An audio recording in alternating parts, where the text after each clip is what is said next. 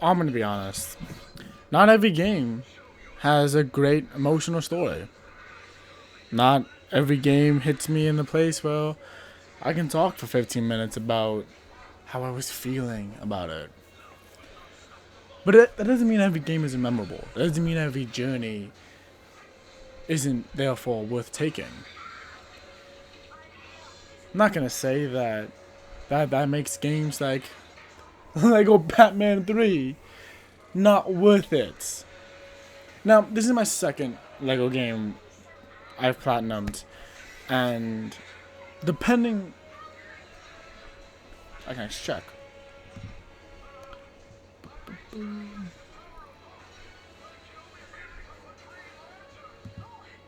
And the third, I did just check. I'm not a liar. And the third game I've talked about on the show. But this game, I really didn't have any reason to talk about this game. There wasn't a particular story I had to go along with it. There wasn't anything I needed to get off my chest in this one. But this was the game that I realized that I could evolve the show. You know, Fallout 4 and started season 2, started this review system, I started this where I can grade these games as well. I can say if the platinum themselves are worth getting. I can talk about, you know, how each game is this or that, or I can give a review system, or I can talk about things, and it was exciting. This was the game that made me realize that I could evolve the show. It didn't have to be this monthly, this is why this game is important. You know, each game I do, each game I platinum requires me to learn a new skill, requires me to do something a little bit different. But this was the first game that I played where I realized the possibilities are really endless. Like, there's no one saying that I have to follow these rules. There's no one saying that these rules can't change. And I really wanted to talk about this one. Mostly because this game is absolutely ridiculous. Like, there's so much content in this game that is balls to the walls, guys. This is one of the last Lego games I played in a while after on the channel. After this one, I did both of the Lego Harry Potter games, Rogue, and between these three games, I decided I was going to take a pause from the Lego games for a little bit. You know, you really don't need a break from the intense games if you're not playing intense games all the time. And that's kind of what started happening. So this game not only did it shape the channel in ways I wasn't really expecting, it shaped the show in ways I wasn't expecting. Because again, it's just a Lego game. But I don't know. I feel like there's a lot of things when it comes to... Oh, Batmite. Stop it. Stop it. That kind of just shows that off. The fact that, like, every game is memorable. Maybe not as memorable. Maybe it's not as chaotic and as absolutely batshit fucking crazy. But definitely memorable. And this game was the one that made me realize that, oh hey, I don't have to have a specific reason to talk about this specific game. So that's kind of all go in. Tips and tricks. This game requires you to do a lot. There are about 7 different hub worlds between the Justice League Hall, all of the Lanterns planets, which is absolutely insane. Costumes for every single character. Every single main character that will give you different abilities, like you're watching me with Robin and his radioactive suits. And a whole bunch of customization options that, in the end, have a lot of things repeating itself. And with the exception of a few standout characters, end up, in my opinion, hurting the game in the long run. Yeah, it's cool that we have all these options, but when they all kind of do the same things, they stop being impressive and stop being a nuisance of just stuff I have to collect.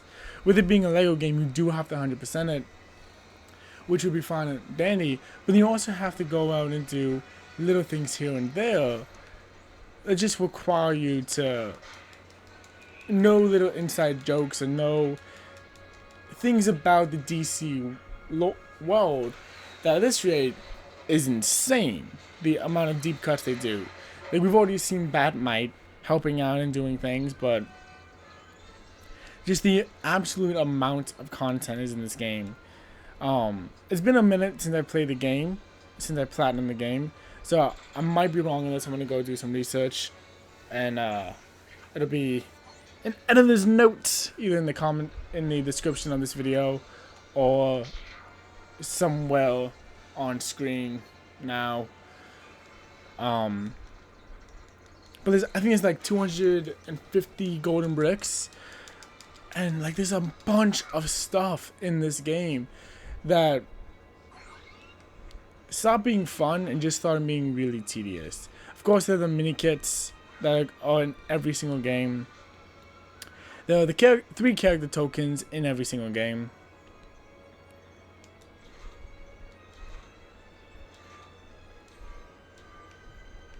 And just a large quantity of fun stuff that you have to do. Thanks to the need of free play. You do have to play this game at least twice.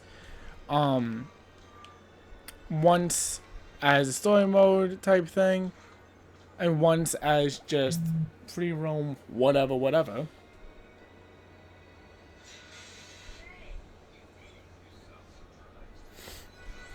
Which is in itself absolutely insane.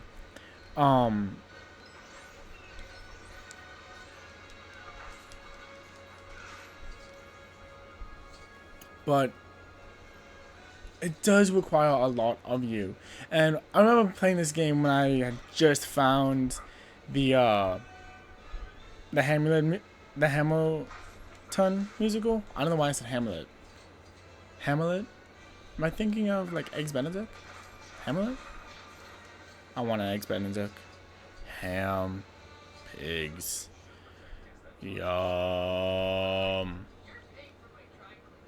But then there's also a bunch of little fun characters that come in this game as well.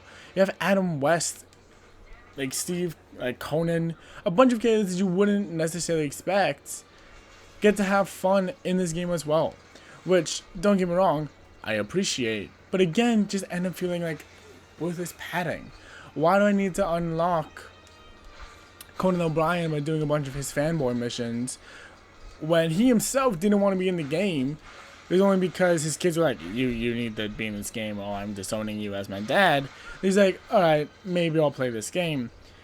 You have Daffy Duck in it because he was in a crossover with a DC comic property that one time. And just a bunch of other stuff that, yeah, it's cool.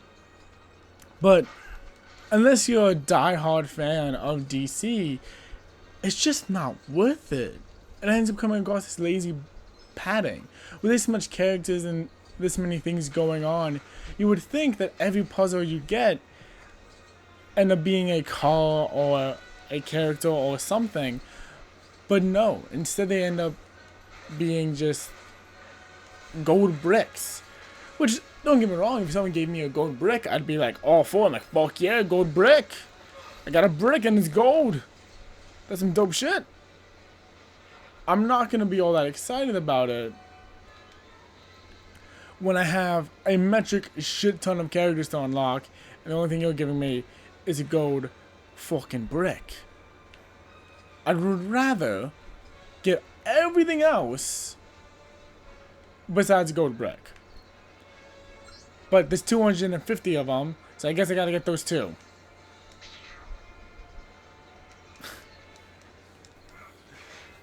Now, I'm not gonna lie. Being able to create my own character, who I did end up creating, he was a Lantern, which is the most overpowered class in this entire bloody game. And what had a lot of fun playing as. I did call him the Raven because I am that insane. And with DLC packs creating everything from the Suicide Squad to the Arrow TV show, a lot of love did go into this game. or a lot of corporate marketing. Honestly, it's 2019. Who can tell the fucking difference anymore? But you do get a lot of things done in this game. You get to play as the Condiment King if you want, which literally is a character that only gets made fun of for the obscurity and the randomness of a condiment-themed supervillain. All the way to the Music Meister, who, if I was going to be a comic book character, that's who I'd be. I would be the Music Meister, and maybe I wouldn't be evil, but I would definitely have music-based powers. Like, that's just too fucking cool. Like, you're gonna give me a guitar and be like, bruh. Nah, that's too much of a good time. But playing through, you do end up getting your true hero status from collecting all the studs that you can per level, as you see that I'm filling up right now. It's a good time. And you do end up working through and choosing through all the stuff it asks you to do. Now, I'd be lying if I said it wasn't very satisfying to see that little 100% completionist ball go up. Especially since, while doing it, you're going for the motions of a platinum trophy. Which, I mean, if you don't know at this point, I don't know what you're doing here on this show that I do, but it's basically like catnip to me, and I enjoy very, very much. So the fact that this 100% completion bonus, completionness really ends up just telling me how close I am to picking up another shiny plat. It still doesn't stroke my ego as much as I think it would for other people.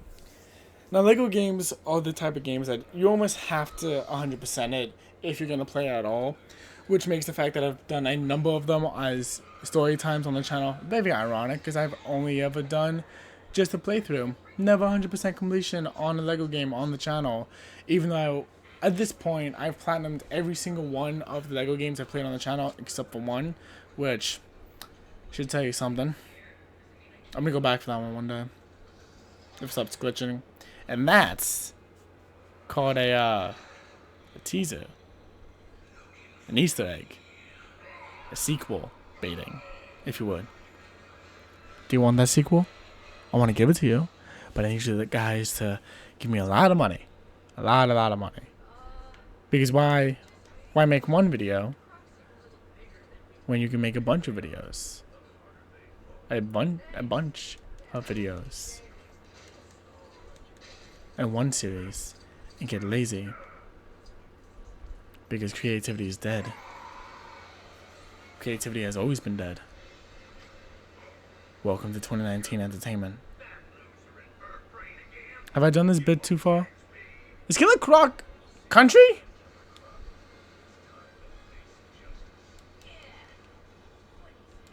I mean,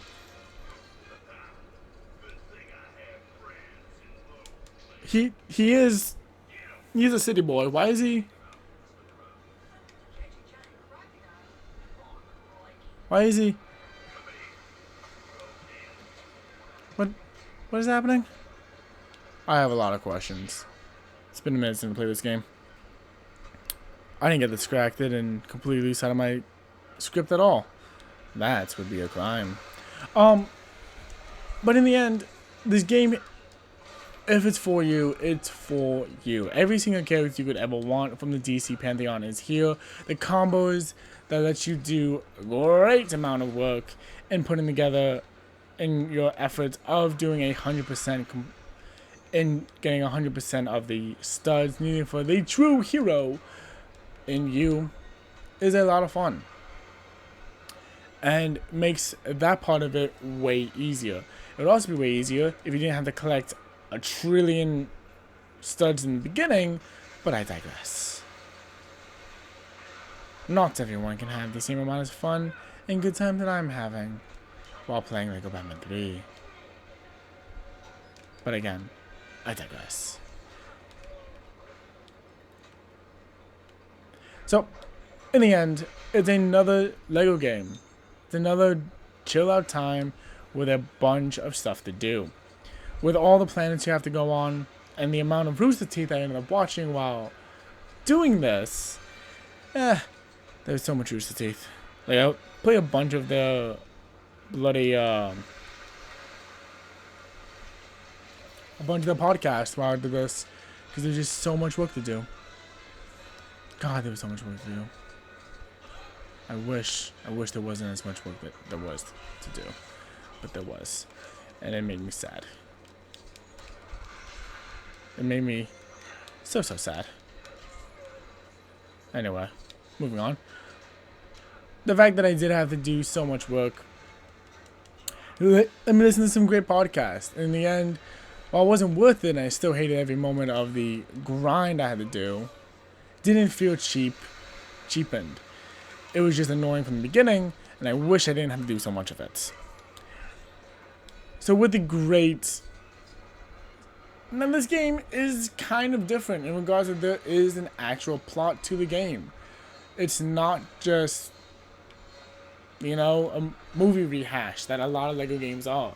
In fact, this game takes its own story and incorporates Brainiac, which was weird because Brainiac's not like the biggest villain when it comes to like popular mythos and understanding of nerd culture. And the fact that I played 2 games featuring Brainiac, and then that the season I was playing at the same time also featured Brainiac, was a bit much. But you know, whatevs.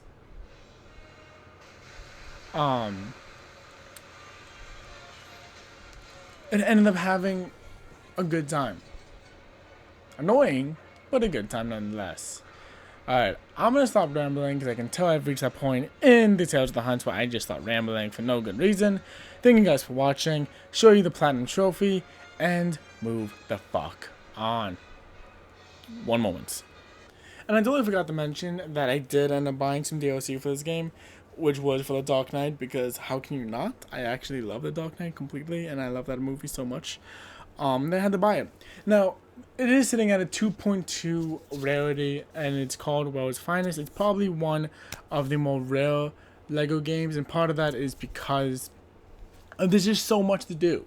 And if it wasn't for the fact that I had a numerous amount of podcasts I could listen to just on repeat, I wouldn't have done it myself. But yeah, it's one of the games where it's almost embarrassing how much effort I put into it, but then it almost leans back into being impressive that I had the dedication for a LEGO game to put myself through it. But then it swings back around again. Like, it's a confusing game for me, I'm not gonna lie. A lot of the later LEGO games kind of get to that point where it's just like, I'm still going. But I'm going to give this one my rating of acknowledge it, because I am more proud and embarrassed that I got this trophy, just because I know how much work I put into it. But that's all I have to say. Pretty much, if you want tips and tricks, it's a LEGO game. I'll leave a link in the description to Happy Thumbs Gaming. He does remarkably well for these, with these like LEGO guides that I always use every time I go for a LEGO game. And it's just a good time. So thank you guys for watching. Give him some love. Tell him Insane Raven sent you. If there is a video you want me... If there's a video game you think I should platinum, let me know in the comment section down below. What's your favorite LEGO game? If I haven't already played it, I'd be more than happy to play it on the channel. What did I just actually say for myself? And yeah, thanks for watching, and I'll see you guys next time. Bye-bye.